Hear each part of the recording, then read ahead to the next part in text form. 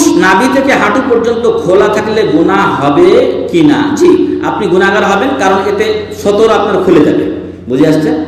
আপনার সতর, পুরুষের সতর হলো নাভি থেকে নিয়ে হাঁটু পর্যন্ত, হাঁটু ঢাকবে এবং নাভি ঢেকে রাখবে। হ্যাঁ, এগুলোর ব্যাপারে ইখতিলাফ আছে, কিন্তু উত্তম হচ্ছে আপনি নাভিটা ঢেকে রাখবেন, সাথে হাঁটু ঢেকে রাখবেন। নিম্নে এতটুকু আপনাকে ঢেকে রাখতে হবে। আপনার কাছে কাপড় থাকার পরেও যদি আপনি খোলা রাখেন, আপনি গুনাহগার হবেন। ইমাম যখন সূরা পড়ে তখন মুসাল্লি সূরা পড়ার প্রয়োজন আছে কি? সম্মানিত ভাই, একই প্রশ্ন রাসূল সাল্লাল্লাহু আলাইহি ওয়াসাল্লামকে সাহাবায়ে কেরাম করেছিলেন। হ্যাঁ, যে রাসূল সাল্লাল্লাহু আলাইহি ওয়াসাল্লাম একদিন নামাজের পরে বললেন, তোমরা আমার পিছনে কিছু পড়ো কি? কয় হ্যাঁ, আপনি যা পড়েন আমরা সেটাই পড়ি। মানে সূরা মিলাই, সূরা ফাতিহা পড়ে, অন্য সূরাও মিলাই। রাসূল সাল্লাল্লাহু আলাইহি ওয়াসাল্লাম বললেন, লা তাফআলু ইল্লা বিফাতিহাতিল কিতাব, তোমরা সূরা ফাতিহা ছাড়া অন্য কিছু মিলাইও না।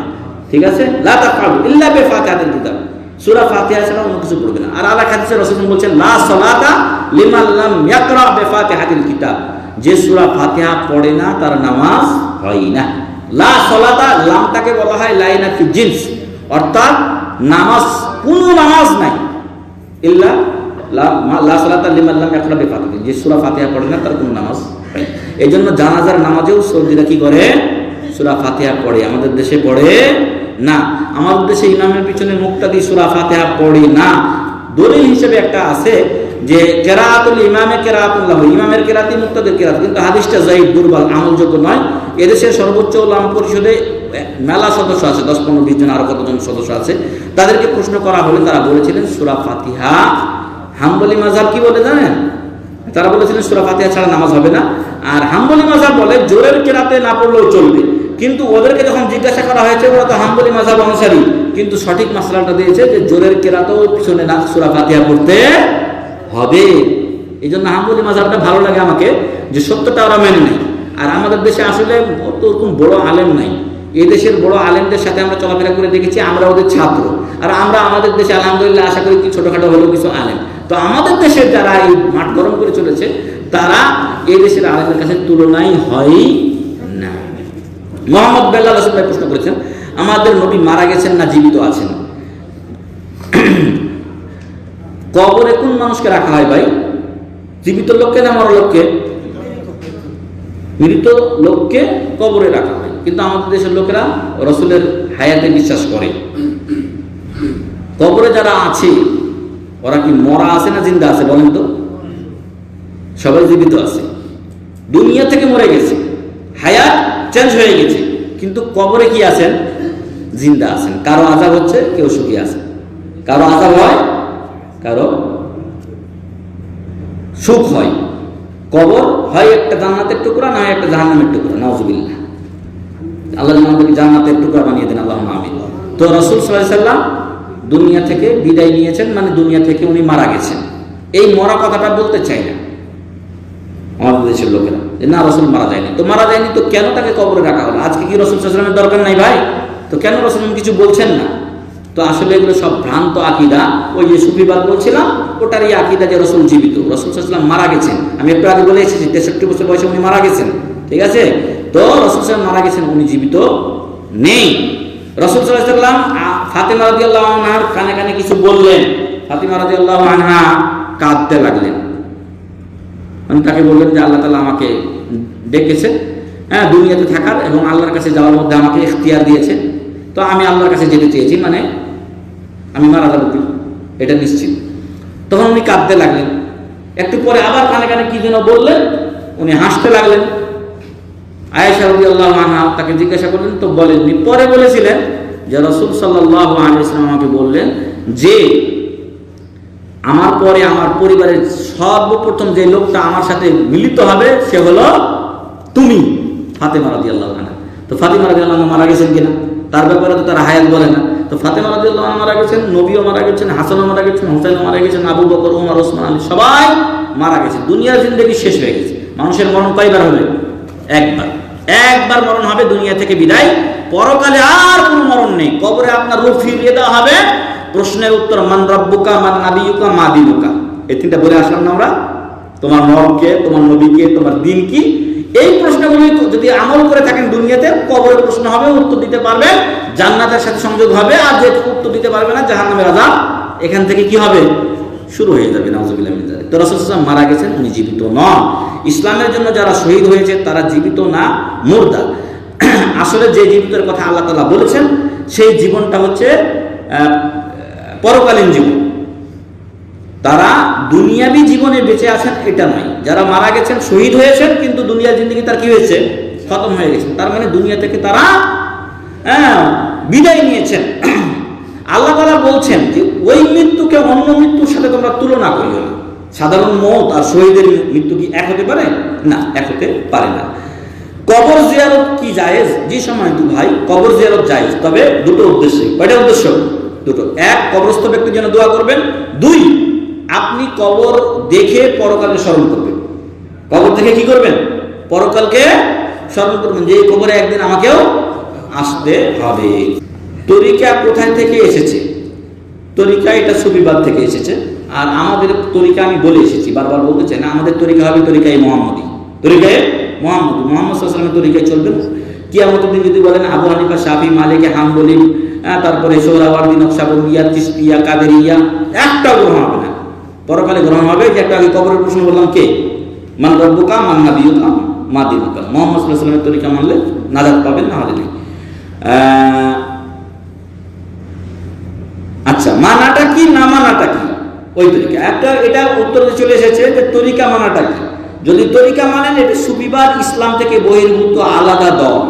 যদিও ইসলামী লেবাস তাদের গায়ে লাগা আছে, কিন্তু তার চরম যে উঁচু পর্যায়ের ইসলাম ফানাফিল্লা হয়ে যায়। ফানাফিল্লা হয়ে গেলে আর কি লাগে না? ইবাদত লাগে না, বাতিল আকীদা। আকাশে ছিল আহাদ, দুনিয়াতে আসলো কি হয়ে গেল? আহমদ। দুনিয়াতে যে আহমদ মুহাম্মদ সাল্লাল্লাহু আলাইহি ওয়াসাল্লাম, ওটাই আকাশে আহাদ হয়েছিল। তার মানে যেই আল্লাহ সেই মুহাম্মদ, যেই মুহাম্মদ সেই আল্লাহ। নাউজুবিল্লাহ। এটা সম্ভব? এটা হলো সুফিবাদের আকীদা। সুফিবাদের চরম আকীদা হলো যখন সে উপরে চলে যায় তখন তার ইবাদত বন্দেগী আর লাগে না। এটা কে বলতে পারে? রাসূল সাল্লাল্লাহু আলাইহি ওয়াসাল্লাম মরার আগে নামাজ পড়ে গেছেন না? যখন মৃত্যুর সাথে শায়িত, তখন দুই সাহাবীর কাঁধে ঘাড় দিয়ে উনি নামাজে গিয়ে হাজির হয়েছেন। আল্লাহ বলছেন ওয়া আবুদ রাব্বাকা হাত্তা ইয়াতিয়াকাল ইয়াকিন। তোমার মৃত্যু আসা পর্যন্ত তুমি আল্লাহর ইবাদত করতে থাকো। আর ওরা বলছে ইয়াকিন মানে দৃঢ় বিশ্বাস। এটাই হলো ভুল বুঝা এখান থেকে। এজন্য আমি আগে আমার আলোচনায় বলেছি, আমাদের বুঝটা নবীর মতো হতে হবে, আমাদের বুঝটা সাহাবায়ে কেরামের মতো হবে। ইয়াকিন মানে হচ্ছে এখানে মৃত্যু, মৃত্যু আসা পর্যন্ত তুমি ইবাদত করো। আর এরা বলছে না, দৃঢ় বিশ্বাস হয়ে গেছে, আল্লাহ আমার রব, নবী আমার মুহাম্মদ সাল্লাল্লাহু আলাইহি ওয়াসাল্লাম, আমার দ্বীন ইসলাম, বাস এখন আমার ইবাদত কি হয়ে গেছে? মওকুফ। আর ইবাদত দরকার নাই। এজন্য মেলাপির নামাজ পড়ে না, মেলাপির নামাজ পড়ে না, বা করলেও বলে নিজস্ব তরিকায় করে। 5 ওয়াক্ত নামাজ অনেকেই পড়ে না, আছে, আপনি খোঁজ নিয়ে দেখেন। আমাদের বাংলাদেশে বিয়ের সাথে সাথে মোহরানা আদায় করে না। দয়া করে মোহরানা আদায় করার সঠিক নিয়ম বলেন। সম্মানিত ভাই, বিয়ের কয়েকটা রোকন আছে। রোকন মানে খুঁটি, ফরজ। তার মধ্যে একটা হচ্ছে স্বামী স্ত্রী সন্তুষ্টি, বা মেয়ে এবং কনে, বর কনে নির্ধারণ করা, তাদের সন্তুষ্টি, তাদের সুমত, তারপরে মোহরানা আদায় করা। আর আরেকটা হচ্ছে 3 নাম্বারটা হচ্ছে দুজন ন্যায়পরায়ণ সত্যবাদী সাক্ষী থাকা। আর মেয়ের জন্য হচ্ছে মেয়ের অভিভাবকের কি থাকা? অনুমতি থাকা। তো এগুলো ছাড়া বিয়ে হবে না। মোহরানা অবশ্যই আপনাকে আদায় করতে হবে। কি মিলিয়ে ফেলাম ভাই? হ্যাঁ, মোহরানা আপনাকে অবশ্যই দিয়ে দিতে হবে। যতটুকু পারবেন আপনি ততটুকু নির্ধারণ করবেন, তবে বাকি রাখা যায় আছে যদি মেয়ের পক্ষ রাজি হয়। আপনি 1 লাখ টাকা নির্ধারণ করেছেন, 50,000 টাকা নগদ, 50,000 টাকা আপনি পরবর্তীতে দিবেন। ওরা রাজি, খালাস, ওকে, সমস্যা নেই। কিন্তু 5 লাখ টাকা বেঁধেছি, চট্টগ্রামের লোকেরা এরকম করে 10 লাখ টাকা মোহরানা ছাড়া রাজি হবে না মেয়ে বিয়ে দিতে। অথচ মেয়ে বিয়ে হয় না, বুড়ি হয়ে যাচ্ছে। ভাই 10 লাখ টাকা আমার উপরে বাদ বা ঠিক, কিন্তু আমি তো দিতেই পারবো না। এই যে একটা ডাক্তার কিছুদিন আগে, আপনারা দেখেছেন কিনা, অনলাইনে অনেক কিছু টিভি ইউটিউব সবতে এসেছে, বড় ডাক্তার, ওর স্ত্রীও ডাক্তার, কিন্তু ও করছে, আত্মহত্যা করেছে। কারণ তার বিশাল মোহরানা আদায় করা হয়েছে। আর মেয়েও 2 নম্বরে চলছে, এখন না পারছে সইতে, না পারছে তালাক দিতে। কারণ কি? ও মোহরানা গলায় ফাঁস হয়ে যাবে। এজন্য দয়া করে যুবক ভাইয়েরা যারা এখনো বিয়ে করেননি, তারা যতটুকু দিতে পারবেন, মেয়েকে ঠকাবেন না। একটা ইজ্জতের, আপনার স্ত্রীর কতটুকু মর্যাদা দেবেন ওটা আপনি নিজে জানেন। আমি এই মেয়েটাকে বিয়ে করতে চাই, আমার সামর্থ্য আছে 1 লাখ দেওয়ার, 1.5 লাখ, অনেকে কয় 20,000। আমার এক ভাগ্নি, যদি হয়তো দূরে, তার বিয়ে আসতে কয় 25,000 টাকা দিব। ভাই এখন 25,000 টাকা দেন মোহর আছে নাকি? 25,000 টাকা এখন হাতের ময়লা, তুমি আজকে দিয়ে দেবে, কালকে মেয়েটাকে ছেড়ে চলে যাবে। কিন্তু তার সামর্থ্য আরো বেশি আছে, যার যতটুকু সামর্থ্য আছে সে দিবে 1 লাখ 1.5 লাখ। আর মেয়ের বাপের অধিকার আছে যে আমি এত টাকা মহারণা অনুযায়ী আমার মেয়েকে বিয়ে দেবো, না হলে চলবে না। তো যাই হোক, যারা বিয়ের পিড়িতে বসতে যাচ্ছেন বা বাকি আছেন এখনো, তারা মোহর অতটুকু নির্ধারণ করবেন যতটুকু দিতে পারবেন। এমন হতে পারে সাময়িক আপনি 1 লাখ টাকা দিলেন, 1 লাখ টাকা বাকি রাখলেন, পারবেন দিতে, পারবেন ইনশাআল্লাহ, আশা করা যায় দিবেন। আর যারা বিয়ে শাদী করেছেন মোহরণা এখনো দেওয়া হয়নি, এটা একটা ঋণ ভাই, এটা কি একটা ঋণ। আমার স্ত্রীর মোহরণা চাইতেও আমি বেশি দিয়ে রেখেছি, ওটা ফিসাবিলিল্লাহ দিয়েছি, ওকে খুশি থাকুন।